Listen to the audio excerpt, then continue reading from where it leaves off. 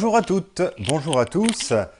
Alors, nous sommes le mardi 1er mars 2022. C'est la nouvelle lune qui est en préparation. Elle aura lieu demain. Une nouvelle lune en poisson. Donc, eh bien, comme d'habitude, c'est l'occasion de faire un point sur la situation, d'autant que la situation internationale, évidemment, est sous les feux de la rampe.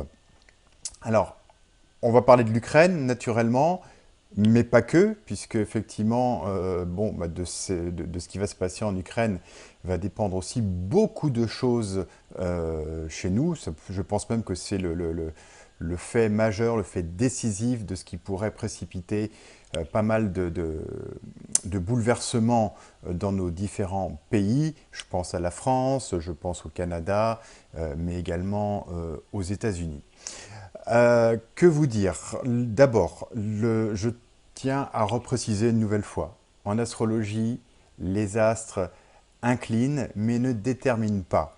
Donc, lorsque je fais une vidéo qui est consacrée à la nouvelle lune, je rappelle qu'il s'agit de parler de climat astral, et que donc ce climat est censé influencer nos actions, nos décisions ici-bas sur Terre. Voilà, ce qui est en haut est ce qui est en bas.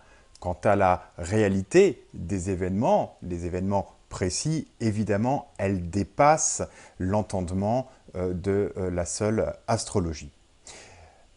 Cela étant, je pourrais résumer la situation quand même en une bonne et une mauvaise nouvelle. On va commencer par la mauvaise, naturellement, qui n'étonnera personne. Nous sommes dans un climat de tension. Mais ce climat de tension, selon moi, n'est pas durable, et c'est ce qui nous amène justement, c'est ce qui nous fait basculer vers la bonne nouvelle, puisqu'on devrait quand même progressivement approcher un climat de détente.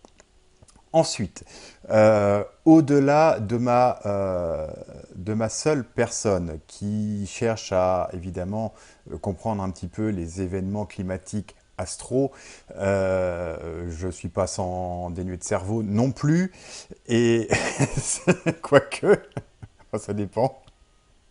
Ça dépend des jours en fait. Mais simplement, effectivement, on a chacun d'entre nous, une opinion.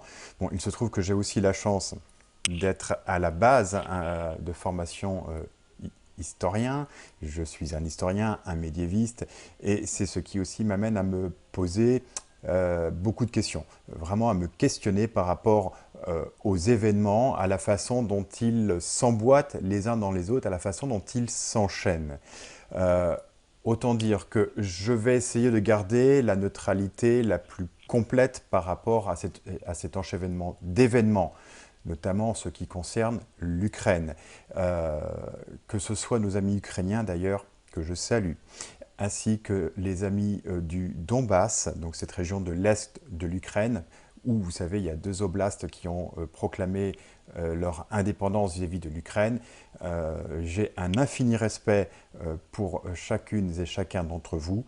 De toute façon, dans ce genre de situation, dans ces périodes conflictuelles, il va de soi que les populations sont toujours les dindons de la farce et n'y sont strictement pour rien. Les responsables de tout conflit, notamment de toute guerre, on sait où ils sont. Et d'autant plus dans la situation actuelle, où là je n'aurai absolument aucune peur de critiquer nos gouvernements, notamment la Cruella en Europe, la Cruella von der machin chose, bidule chouette. Macron, bon, est-il encore utile de le nommer, mais également les démocrates aux États-Unis, ainsi que tout le lobby militaro-industriel, les big pharma, j'en passe et des meilleurs. Et puis bon, tout ça pour aboutir à l'empereur, enfin aux empereurs Schwab, Soros, etc., du World Economic Forum. Voilà, donc ceci étant dit, vous connaissez mon positionnement. Maintenant, quant à la Russie, j'ai déjà eu largement l'occasion de m'en expliquer sur un plan historique. La situation n'est absolument pas simple. C'est une situation qui perdure depuis le grand schisme de 1054, Vous savez, alors vous savez peut-être pas, mais pour les médiévistes, 1054, c'est une date majeure dans l'histoire du Moyen-Âge. C'est là où on a assisté à la séparation des églises d'Orient et d'Occident, qui s'en est suivi en 1204 de la prise de Constantinople, de la mise à sac de Constantinople, qui était à ce moment-là la capitale du monde slave, hein, le monde byzantin. Donc c'était la 4e croisade qui a été détournée par les Francs pour aller piller Constantinople, pour transformer la basilique Sainte-Sophie, symbole de l'unité de l'Empire, en lieu de turpitude, où on a commis, enfin les croisés, donc autant dire les Occidentaux, ont commis dès cette époque des exactions d'une cruauté innommable.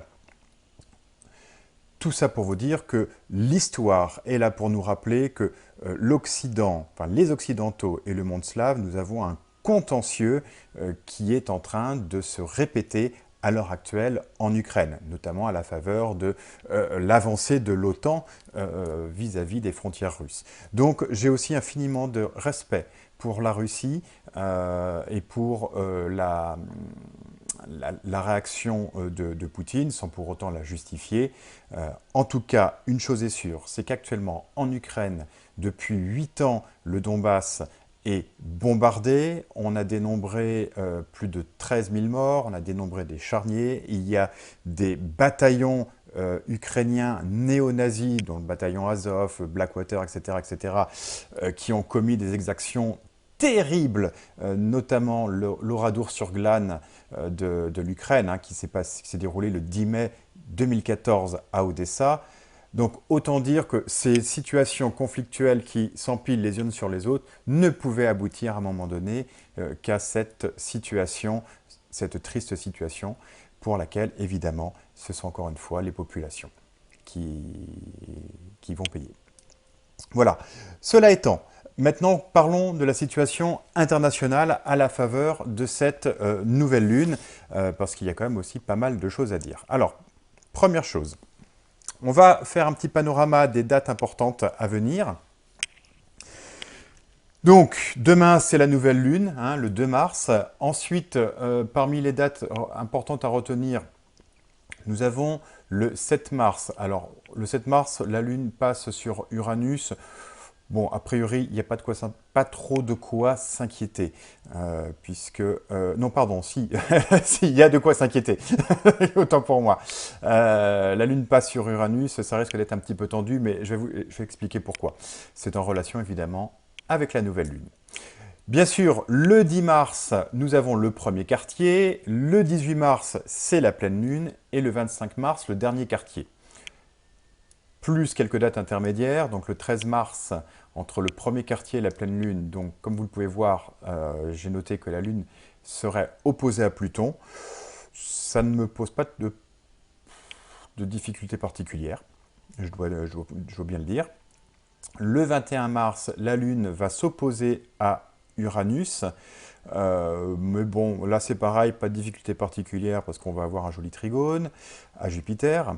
Et le 26 mars, la Lune est sur Pluton. Voilà. Donc c'est vraiment les 6 dates que l'on peut retenir sur un plan astrologique en termes d'éphémérides. Maintenant, je souhaite attirer votre attention sur la nouvelle Lune de demain. Donc c'est la nouvelle Lune en Poisson. Alors, autant vous le dire tout de suite, je n'ai jamais vu de nouvelle Lune de cette ampleur-là, de cette catégorie. Non seulement cette nouvelle lune présente toujours cette concentration très importante d'astres. Alors, qui dit concentration d'astres, on dit beaucoup d'énergie dans le ciel et donc beaucoup d'énergie sur Terre. Et c'est ce qui fait que ça frite un petit peu en ce moment. Mais surtout, on peut noter dans cette nouvelle lune, outre la conjonction solilunaire, nous avons 2 groupes de conjonctions d'une précision absolue, c'est-à-dire nous avons 2 groupes de conjonctions au même degré. Il s'agit de, bien sûr, Mars, Pluton et Vénus au 27e degré, comme vous pouvez le voir. 27e degré du Capricorne. Alors ça, c'est évidemment, c'est le côté un peu mauvaise nouvelle, parce que c'est ce qui amplifie le climat de tension que nous vivons à l'heure actuelle. Un climat de tension qui est complètement déraisonnable, hein, vous l'avez noté. Et d'un autre côté, deuxième point, nous avons une conjonction au degré près, à la seconde près même quasiment, entre Mercure et Saturne, à 19 degrés du Verseau. Alors, ça signifie quoi, Mercure-Saturne? Eh bien, concrètement, c'est la décision de l'Union européenne de squeezer, pour la première fois dans l'histoire de nos démocraties, de squeezer 2 organes de presse, donc d'interdire la diffusion de RT France et Sputnik News. C'est du jamais vu depuis la Déclaration des droits de l'homme et du citoyen de 1789, c'est du jamais vu depuis la loi française sur la liberté de la presse de juillet 1881, c'est du jamais vu depuis la Déclaration universelle des droits de l'homme de 1948. Voilà, bon, bravo Ursula, là tu as fait très fort, mais au moins tu montres ton vrai visage ainsi que le vrai visage de l'Union européenne et donc de l'OTAN. Ben oui, parce qu'en fait, il faut savoir que l'OTAN et l'Union européenne, c'est un peu la même chose. En gros, les Américains veulent faire de l'OTAN le bras armé de l'Union européenne. Et en général, avant qu'un nouveau pays adhère à l'Union européenne, on lui demande toujours, enfin ce sont les Américains qui lui demandent toujours d'adhérer au préalable à l'OTAN. Voilà. Donc le décor est complètement planté. Donc la conjonction Mercure-Saturne, littéralement, hein, elle indique le fait de vouloir couper nos organes de communication et notre capacité d'aller nous informer. Mais ce qui est bien, et c'est ça qui est formidable, c'est que plus il resserre les taux et plus la réaction va être totalement inversée. C'est-à-dire qu'on a une action qui est immédiatement suivie d'une réaction. C'est le principe élémentaire de la vie, action-réaction. Donc qu'est-ce qui se passe? Eh bien, en ce moment, les sites internet, et notamment les comptes Telegram de Sputnik et de RT sont en train d'exploser parce que tout le monde va chercher ses infos dessus, directement. Donc c'est plutôt une bonne chose. Alors, j'étais parti sur le côté négatif avec la conjonction Mars-Pluton, hein, donc ce qui crée cette tension et qui va continuer à la créer pendant quelques semaines, au moins 15 jours. Et le côté un peu moyen pour la communication, qui effectivement, ça n'aide pas, hein, ça n'aide pas à pacifier les tensions. Par contre, eh bien, le côté bonne nouvelle, c'est que cette nouvelle lune du Poisson est en train d'activer la fameuse conjonction entre Jupiter et Neptune, cette conjonction que nous attendons et que nous vous présentons depuis déjà pas mal de temps et qui est censée quand même amener pas mal de changements dans nos différents pays, des changements que nous allons voir, que nous allons pouvoir découvrir. Alors, juste un petit point. En général, Jupiter-Neptune, c'est une conjonction qui apporte un apaisement sur les tensions internationales. C'est pas moi qui le dis, c'est l'excellent, c'est notre papa à tous, André Barbeau, hein, qui a été quand même le grand spécialiste de l'astrologie mondiale. Donc, je vais vous lire d'ailleurs ce qu'il en dit dans son œuvre. Les étapes neptuniennes correspondent à des phases de détente internationale et de paix, sinon d'entente et de coalition. Par exemple, on a le traité de Paris, la Triple Alliance, la Triple Entente, et la conférence de la Haye qui se sont jouées, la constitution de la SDN et de l'ONU, qui se sont toutes jouées sous des conjonctions Jupiter-Neptune. Si les crises uraniennes se font surtout sur un mode externe, sur les terrains diplomatiques et militaires, en revanche, les crises neptuniennes se font de préférence sur un mode interne, dans la sphère sociale, de petits points, agitation ouvrière, lutte de classe, revendication, grève et révolution. Voilà, je pense que là, tout est dit, le décor est planté. Cette nouvelle lune est en train d'activer la conjonction Jupiter-Neptune qui sera effective au mois d'avril prochain. Donc, on a à la fois un climat de détente internationale diplomatique qui peut se mettre en place, malgré la tension Mars-Pluton. Bon, l'avantage, c'est que la tension Mars-Pluton, elle va très vite s'étioler. Donc, on n'a pas trop de soucis à se faire de ce côté-là, tandis que la conjonction Jupiter-Neptune va durer un petit peu plus longtemps. Alors, on peut s'attendre à quoi? Eh bien, grosso modo, si on regarde un petit peu ce qui va se passer, regardez, le premier carré, c'est le 10 mars 2022, comme je le disais. Qu'est-ce que l'on y voit là? Eh bien, le Soleil sera exactement entre Jupiter et Neptune.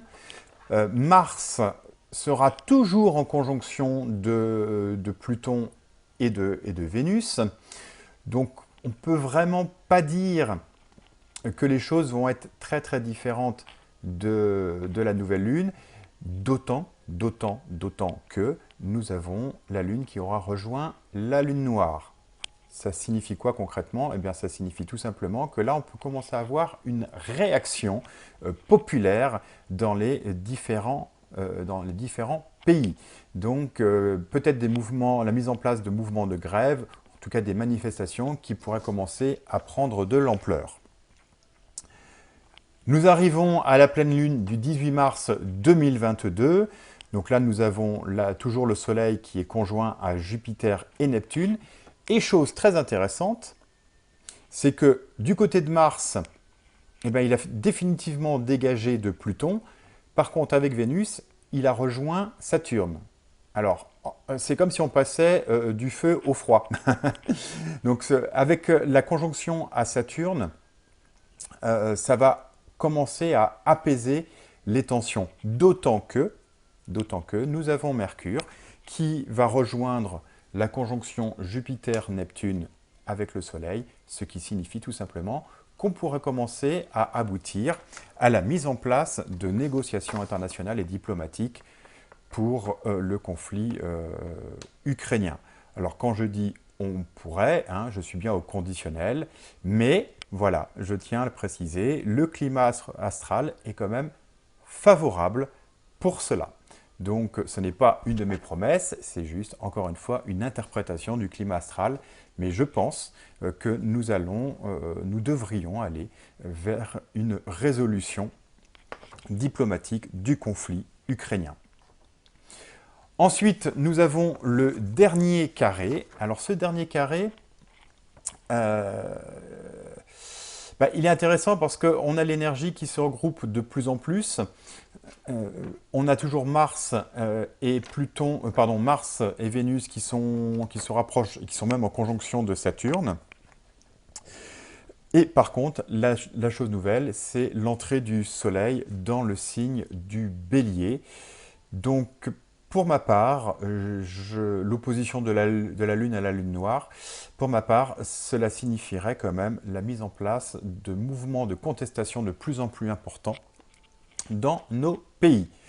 Voilà ce que je pouvais grosso modo dire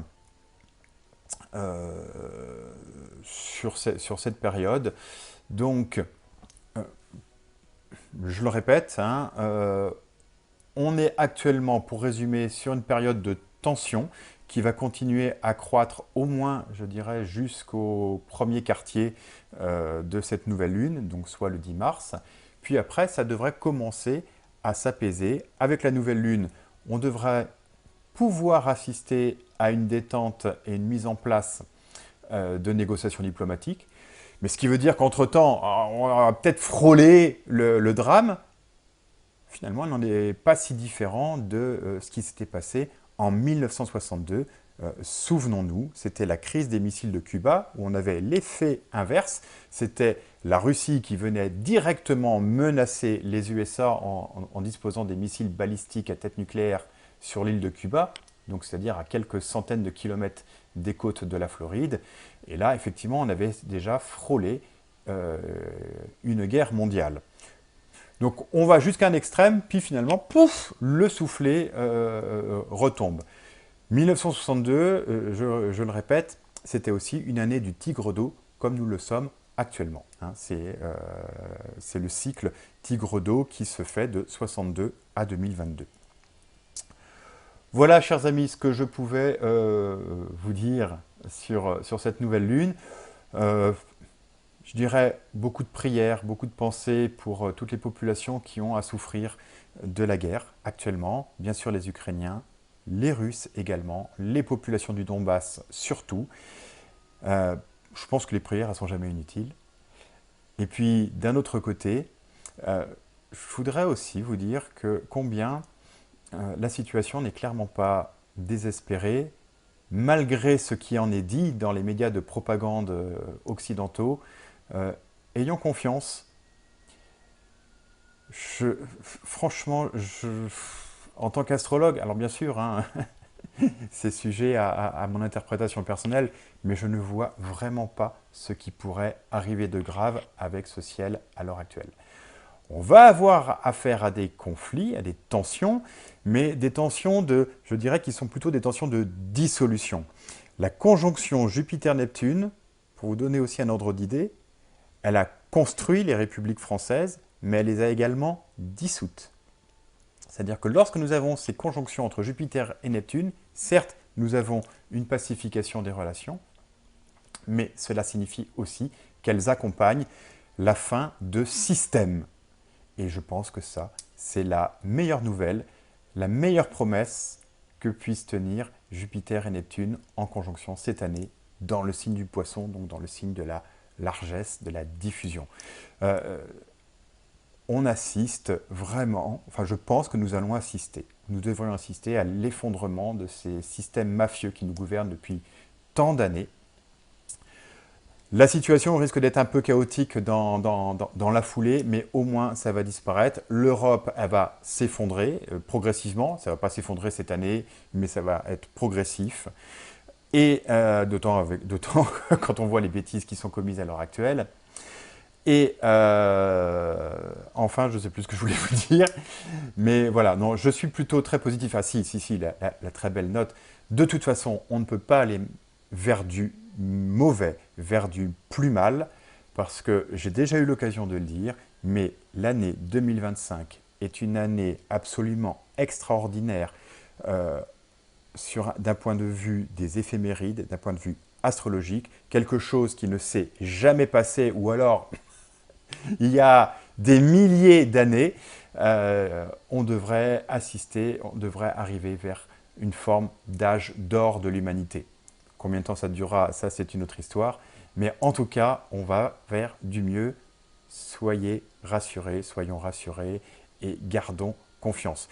Alors évidemment, le petit conseil en ce moment, quand on agite des angoisses, il vaut mieux éteindre le canal de toutes les sources d'angoisse, que ce soit les médias comme d'autres. Je vous souhaite à toutes et à tous une excellente nouvelle lune sous les auspices de Jupiter et de Neptune.